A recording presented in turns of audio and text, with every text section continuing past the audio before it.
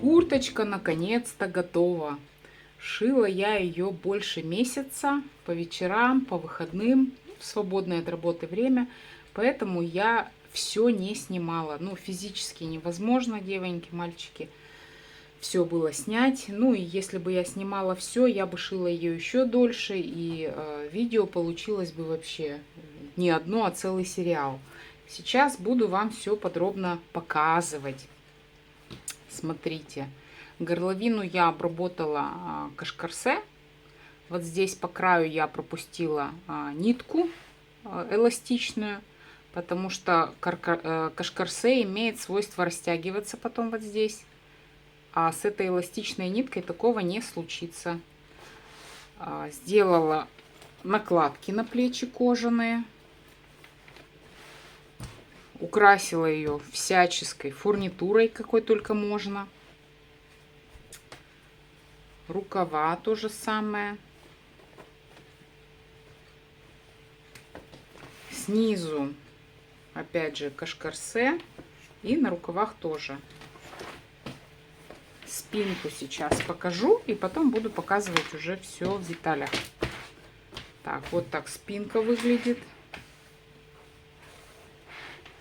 В этой области я фурнитуру никакую не делала, для того, чтобы она не давила, когда человек будет сидеть, да, на позвоночник там. Ну зачем? Здесь, ну, старалась такие некрупные элементы делать на спинке. Что тут есть такого функционального? Ну, во-первых, нагрудный карман на кнопке магнитной, чтобы легко открывать, закрывать. Здесь карманчик обычный накладной. Так, здесь тоже какой-то мини-карманчик. Здесь тоже мини-карманчик. Эти два кармана разные я решила сделать. Один на молнии. Карманы глубокие очень. Вот, смотрите. Вот так у меня рука туда залезает. Здесь карман без молнии открытый. Ну, чтобы правую руку можно было быстро туда, да, что-то положить. А здесь уже под замком можно что-то хранить. Деньги, там, телефон и так далее. Здесь на рукаве тоже карман. Функциональный. Достаточно. Здесь маленький. Что-то туда можно тоже положить.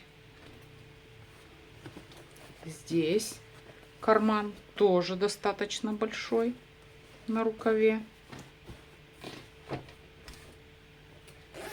Внутри подкладочка. Это саржа. Здесь тоже карманчик просто накладной. Причем так я его притачивала, чтобы он был и не на месте этого кармана, и не на месте этого кармана. Он вот здесь. Потому что иначе, если сюда что-то положить и сюда что-то положить, будет очень толсто. Поэтому я, ну вот, в шахматном порядке, да, грубо говоря. Здесь обтачка. Так, ну и всякого рода декор. Смотрите, здесь какая-то молния. Ну, ее застегивать не надо, она здесь декоративный характер имеет. Вот такие вот ремешочки, что-то какие-то клепки, звездочки, пуговки. В общем, все, что можно, собрала из закромов. Здесь вот таким образом, да, сделала я. Вот. И здесь тоже так же. Тут светло-голубой джинс, да. Ну вот. Вот такое вдохновение меня постигло. И вот такую курточку я сотворила. Она мне очень нравится. Жалко, что камера не передает всю яркость. Как вот эти вот все элементы поблескивают. Вот эти кожаные лоскуты. Ну вот, на самом деле она намного ярче и интересней. Вот. Ну, повторюсь, да, процесс шитья я досконально весь пошагово не снимала, потому что это не мастер-класс, не инструкция по пошиву курточки, да, а просто идея, как воплотить идеи, опять же, не мои идеи, это идея искусственного интеллекта, как вы помните. Вот. Применив различные лоскуты, остатки какие-то, где-то что-то, какие-то элементы, шлевочки.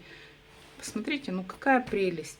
Мне нравится. На вкус и цвет товарищей, конечно, нет. Кто-то скажет, ой, такое только можно в огород, там коров пасти, да, еще что-то. А мне нравится. Я бы вот такую носила курточку. Я уже подумываю грешным делом. Может быть, я и себе такую сошью. А почему грешным? Нет. Вполне, очень даже неординарное изделие. А вот здесь, кстати, на рукавах все время, где и стирается, загрязняется, здесь я тоже сделала кожаные накладки, что если будет ну, какая-то грязь или что-то, можно было протереть, и все. Вот.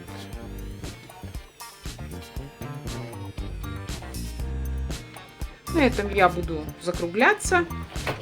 Если вам нравится такая курточка, если вам вообще нравится то, что я делаю, смотрите мои ролики, ставьте лайки, пишите комментарии. Всем желаю отличного настроения. До свидания!